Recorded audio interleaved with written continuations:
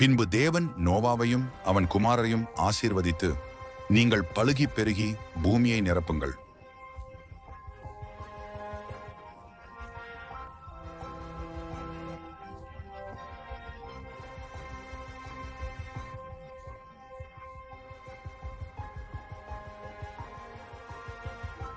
உங்களை பற்றிய பயமும் அச்சமும் பூமியில் உள்ள சகல மிருகங்களுக்கும் ஆகாயத்தில் உள்ள சகல பறவைகளுக்கும் உண்டாயிருக்கும்.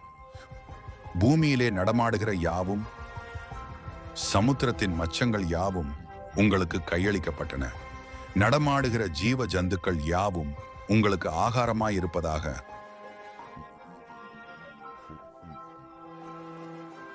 பசும் பூண்டுகளை உங்களுக்கு தந்தது போல அவைகள் எல்லாவற்றையும் உங்களுக்கு தந்தேன். மாம்சத்தை அதன் உயிராகிய இரத்தத்தோடே புசிக்க வேண்டாம். உங்களுக்கு உயிராயிருக்கிற உங்கள் இரத்தத்திற்காக பழி வாங்குவேன். சகல ஜீவ ஜந்துக்களிடத்திலும் மனுஷனிடத்திலும் பழி வாங்குவேன். மனுஷனுடைய உயிருக்காக அவனவன் சகோதரனிடத்தில் பழி வாங்குவேன். மனுஷன் தேவ சாயலில் உண்டாக்கப்பட்டபடியால் மனுஷனுடைய இரத்தத்தை எவன் சிந்துகிறானோ அவனுடைய இரத்தம் மனுஷனாலே சிந்தப்பட கடவது. நீங்கள் பலுகி பெருகி பூமியிலே திரளாய் வர்த்தித்து விருத்தியாகுங்கள் என்றார். பின்னும் தேவன் நோவாவையும் அவன் குமாரரையும் நோக்கி, நான் உங்களோடும் உங்களுக்கு பின்வரும் உங்கள் சந்ததியோடும் உங்களுடைய பேழையிலிருந்து புறப்பட்ட சகல ஜீவ ஜந்துக்கள் முதல இனி பூமியில் உண்டாகப் போகிற சகல ஜீவ ஜந்துக்கள் பரியந்தம் பறவைகளோடும் நாட்டு மிருகங்களோடும் உங்களிடத்தில் இருக்கிற பூமியில் உள்ள சகல காட்டு மிருகங்களோடும் என் உடன்படிக்கையை ஏற்படுத்துகிறேன் என்றார். இனி மாம்சமானவைகள் எல்லாம் ஜலப்பிரளயத்தினால் சங்கரிக்கப்படுவதில்லை என்றும் பூமியை அழிக்க இனி ஜலப்பிரளயம் உண்டாவதில்லை என்றும் உங்களோட என் உடன்படிக்கையை ஏற்படுத்துகிறேன் என்றார்.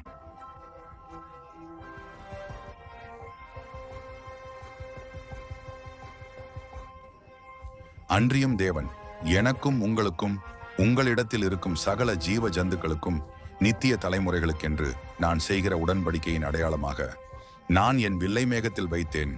அது எனக்கும் பூமிக்கும் உண்டான உடன்படிக்கைக்கு அடையாளமாயிருக்கும். நான் பூமிக்கு மேலாய் மேகத்தை வருவிக்கும் போது அந்த வில் மேகத்தில் தோன்றும். அப்பொழுது எல்லா மாம்ச ஜீவன்களையும் அழிக்க இனி ஜலமானது பிரளயமாய் பெருகாதபடிக்கு எனக்கும் உங்களுக்கும் மாம்சமான சகல ஜீவ ஜந்துக்களுக்கும் உண்டான என் உடன்படிக்கையை நினைவு கூர்வேன்.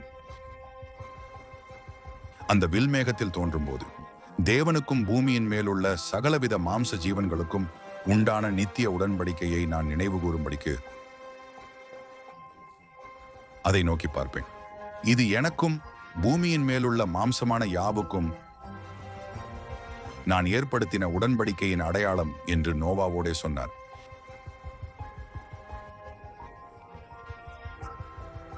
பேழையிலிருந்து புறப்பட்ட நோவாவின் குமாரர் சேம், காம், யாப்பேத் என்பவர்களே.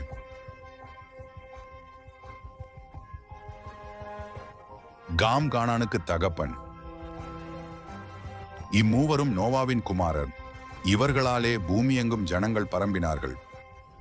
நோவா பயிரிடுகிறவனாகி திராட்சை தோட்டத்தை நாட்டினான். அவன் திராட்சரசத்தை குடித்து வெறி கொண்டு தன் கூடாரத்தில் வஸ்திரம் விலகி படுத்திருந்தான். அப்பொழுது கானானுக்கு தகப்பனாகிய காம் தன் தகப்பனுடைய நிர்வாணத்தை கண்டு வெளியில் இருந்த தன் சகோதரர் இருவருக்கும் அறிவித்தான். அப்பொழுது சேமும் யாப்பேத்தும் ஒரு வஸ்திரத்தை எடுத்து தங்கள் இருவருடைய தோள் மேலும் போட்டுக்கொண்டு பின்னிட்டு வந்து தங்கள் தகப்பனுடைய நிர்வாணத்தை மூடினார்கள்.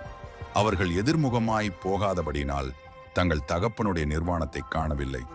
நோவா திராட்சரசத்தின் வெறி தெளிந்து விழித்தபோது தன் இளையகுமாரன் தனக்கு செய்ததை அறிந்து, கானான் சபிக்கப்பட்டவன், தன் சகோதரரிடத்தில் அடிமைகளுக்கு அடிமையாயிருப்பான் என்றான். சேமுடைய தேவனாகிய கர்த்தருக்கு ஸ்தோத்திரம் உண்டாவதாக. கானான் அவனுக்கு அடிமையாயிருப்பான். யாப்பேத்தை தேவன் விருத்தியாக்குவார். அவன் சேமுடைய கூடாரங்களில் குடியிருப்பான். கானான் அவனுக்கு அடிமையாயிருப்பான். யாப்பேத்தை தேவன் விருத்தியாக்குவார். அவன் சேமுடைய கூடாரங்களில் குடியிருப்பான்.